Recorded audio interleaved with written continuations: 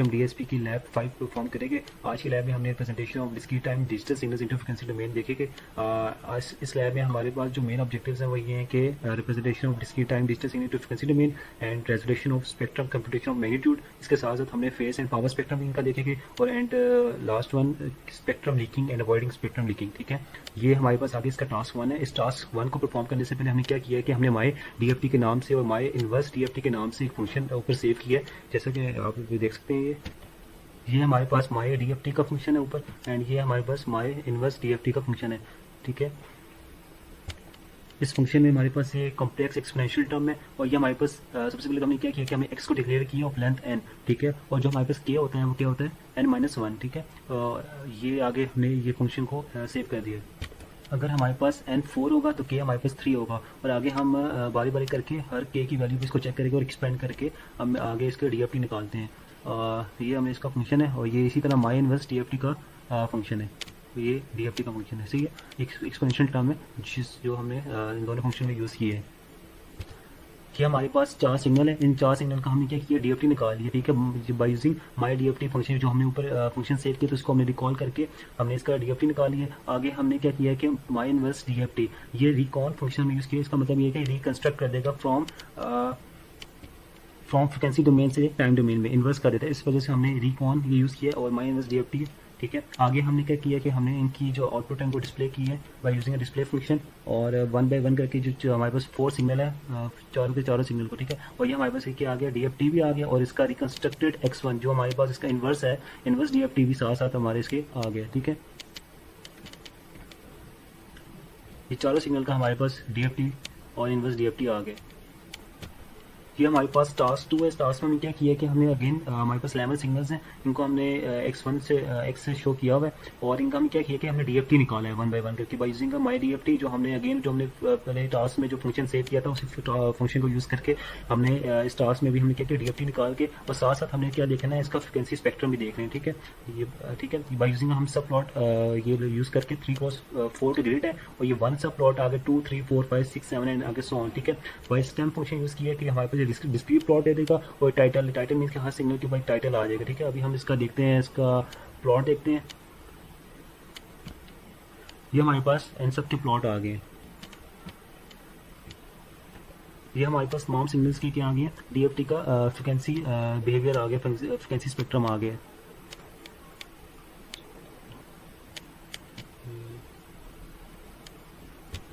ये हमारे पास टास्क 3 इस टास्क में हम ये कंसिडर करते हैं कि हमारे पास कोई भी आर्बिट्री सीक्वेंस है, जैसे कि ये जो है कि हमारे पास 1 2 3 4 यहाँ पे एक्स के नाम से एक आर्बिट्री सीक्वेंस है। हमने क्या किया कि हमने इसका कैलकुलेट किया, डीएफटी इसकी कैलकुलेट किया है।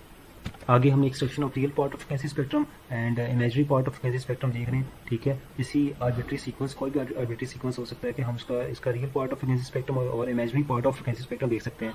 आगे हमने इसके साथ मैग्नीट्यूड स्पेक्ट्रम भी, आगे हम इसका मैग्नीट्यूड स्पेक्ट्रम और फेज स्पेक्ट्रम भी देख रहे हैं और साथ ही साथ हमने इसका इन्वर्स डीएफटी भी निकाली। यानी कि हमने इस टास्क में क्या किया कि हमने real part of frequency spectrum, imaginary part of frequency spectrum और इसका मैग्नीट्यूड भी और साथ साथ इसका फेज भी देख रहे हैं और एट द एंड हमने क्या देख रहे हैं इसका इन्वर्स भी हम निकालेंगे। ठीक है, बाय यूजिंग IFFT। ठीक है, ये हमारे पास इस आर्बिट्री सीक्वेंस की आउटपुट आ गई है। ठीक है, ये हमारे पास इसका रियल पार्ट भी आ गया, real part of frequency spectrum आ गया, imaginary part of frequency spectrum और इसका मैग्नीट्यूड भी आ गया और फेस भी आ गया। ठीक है, एंगल और आगे हमने क्या किया इसका इन्वर्स भी आ गया। ठीक है, हम इस आर्बिट्री सीक्वेंस का कोई भी आर्बिट्री सीक्वेंस होगा तो हम इसकी ये 4 चीज़ें ये निकाल सकते हैं।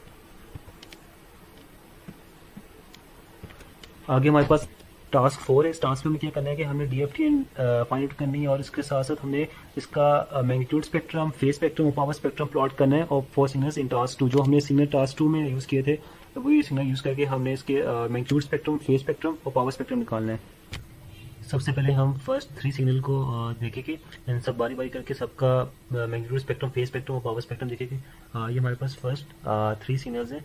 ठीक है, ये सिग्नल 1 है ये एंड इसकी हमने n1 इसकी लेंथ है और x1 क्या डीएफटी ऑफ x1 और मैग्नीट्यूड स्पेक्ट्रम और फेज स्पेक्ट्रम के लिए हमने क्या किया है सब सिग्नल्स के लिए x1 मैग्नीट्यूड, abs और फेज पावर, ये हमने कमांड यूज़ करके हमने इन सब का तमाम सिग्नल्स का हमने फेज, मैग्नीट्यूड और पावर स्पेक्ट्रम देखेंगे। ठीक है, ये हमारे पास रन किया तो ये हमारे पास इसका क्या आ गया फिगर 1 पे, ये हमारे पास सिग्नल 1 का मैग्नीट्यूड स्पेक्ट्रम, फेज स्पेक्ट्रम और पावर स्पेक्ट्रम आ गए। इसी तरह करके हमारे पास ये आगे फिगर 2 का magnitude, phase and power spectrum आ गया। एंड इसी तरह सिग्नल X3 का हमारे पास क्या आ गया, एक मैग्नीट्यूड स्पेक्ट्रम आ गया, ठीक है, फेज स्पेक्ट्रम और पावर स्पेक्ट्रम भी आ गई।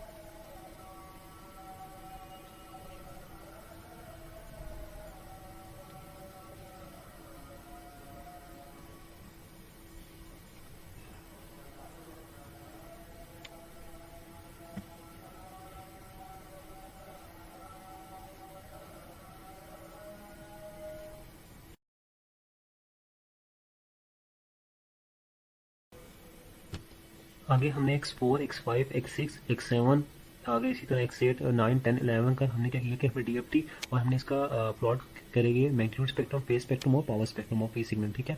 तमाम सिग्नल्स के लिए हमने एक ही कोड यूज़ किया है।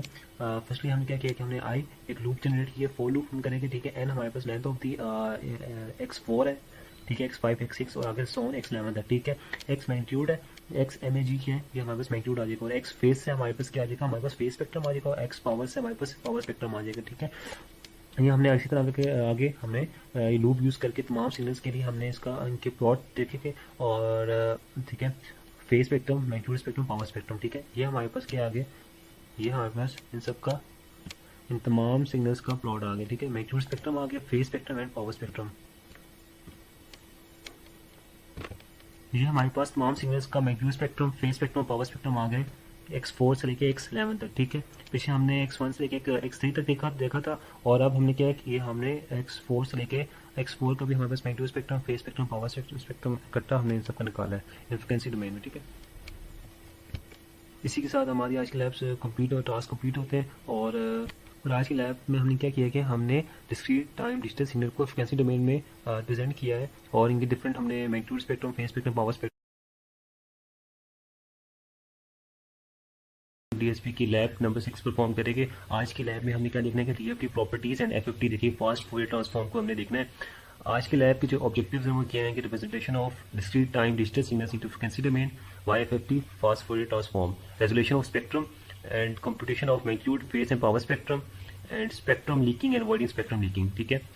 आगे हमारे पास ये टास्क 1 है। इस टास्क में क्या किया कि हमने आर्बिट्री सीक्वेंस ले लिया जो कि हमारे पास 0, 1, 2, 3, 4, 5, 6 एंड 7 है, ठीक है।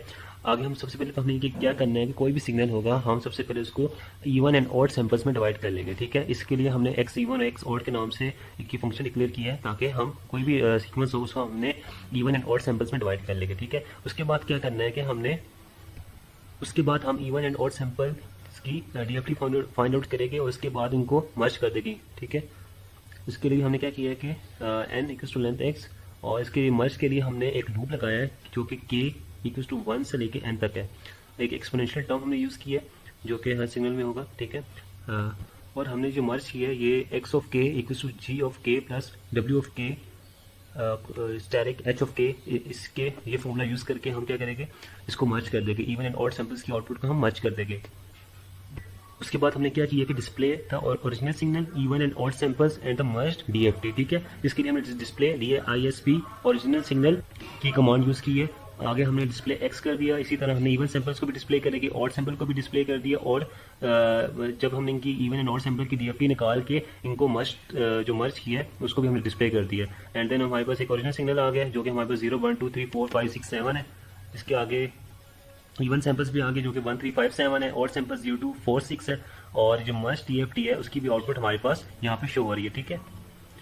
ये हमारे पास टास्क 1 था। कोई भी सैंपल हो सकता है हमारे पास, कोई भी हमारे पास सैंपल हो सकता है जो कि n होगा, ठीक है। इसकी लेंथ n होगी। ओके, हमारे पास क्या होता है n-1, ठीक है। और हम आगे से इसके ओरिजिनल सिग्नल को इवन सैंपल्स और ऑड सैंपल्स एंड उसको मर्ज DFT भी निकाल सकते हैं।